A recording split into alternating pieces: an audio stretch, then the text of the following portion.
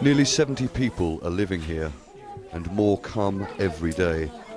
In this stuffy, poorly lit basement under a block of flats, these families try their best to continue their lives.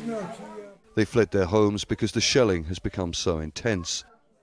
Olga's home was damaged when a shell destroyed her neighbor's place. We all hope those talks will succeed and hope for peace. Last night, shelling shattered all the windows on the 4th floor. The shell destroyed part of the building. At midnight, all families hid in one corner of the shelter. Children were ducking down, women were crying.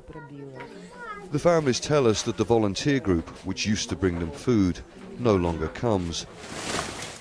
But in Donetsk city, an aid convoy has arrived. This is just the latest humanitarian aid convoy sent by Russia to a region which has been described as suffering a humanitarian crisis, and it's hoped that food and building products like this will help thousands of people in Donetsk city and beyond. This is the 13th such delivery from Russia since the fighting began 10 months ago. There have been doubts over whether previous convoys were only bringing aid. Russia denies it is supplying the separatists weapons. I have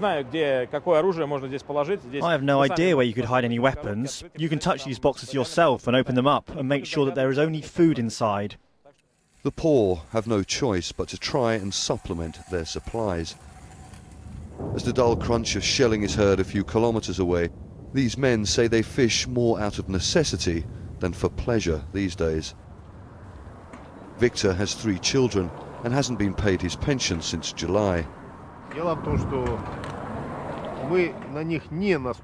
We didn't attack them, they started the war. Houses are being destroyed, children are being killed. There's no gas in my home, no pensions, few supplies. I fish so I can boil myself a soup. I prefer to be outside, at least I can see the shells coming that way. Residential areas continue to suffer indiscriminate shelling on both sides of this conflict. The UN says around 600,000 Ukrainians have fled to other countries in the last year, and the situation continues to deteriorate.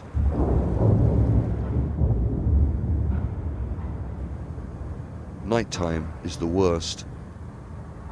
Families with access to a basement will be underground again, terrified and powerless to stop the bombs.